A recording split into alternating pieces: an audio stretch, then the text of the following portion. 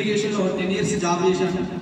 కోవిడ్లో మేము చేసినటువంటి ప్రాజెక్ట్కి గవర్నమెంట్ నిధులు ఇవ్వకపోవడం వల్ల ఏదైనా సెకండరీ ఇన్కమ్ కోసం చూసినటువంటి సందర్భంలో ఆ బాబా హెడ్ కానిస్టేబుల్ లక్ష్మీనారాయణ గారు నాకు ఒక ఐఎఫ్సీని పరిచయం చేయడం జరిగింది.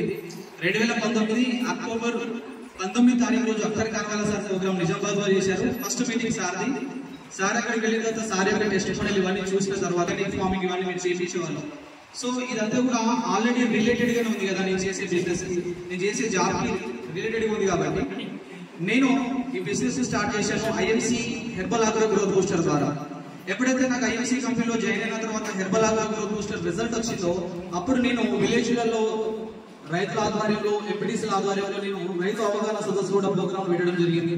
అలా ప్రోగ్రామ్స్ పెడుతూ నేను 8 నెలల్లో ఐఎంసీలో చైర్మన్ అనే ప్రమోషన్ తీసుకున్నాను.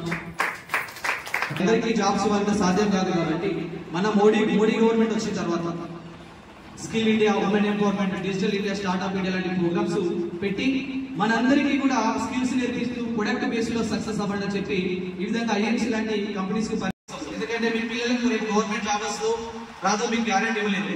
కాబట్టి ఇప్పుడు ఐఎంసీని కనుక మీరు ఒక మంచి పొజిషన్ లోకి ఒక సిపి లెవెల్ కి తీసుకెళ్లి మీ పిల్లలు ఇస్తే మీరు lakhs of income generation together income తీసుకోవచ్చు. కాబట్టి ఐఎంసీ బిజినెస్ చేయాలంటే అదృష్టం ఉండాలి. అయితే ఒక విషయం గుర్తుంచుకోండి, భారతదేశంలో దాదాపు 600 కంపెనీలు ఉన్నాయి. అందులో 17 కంపెనీలు మాత్రమే Indian direct sales certified companies మాత్రమే. అవి మాత్రమే లైఫ్ లాంగ్ ఉంటాయి.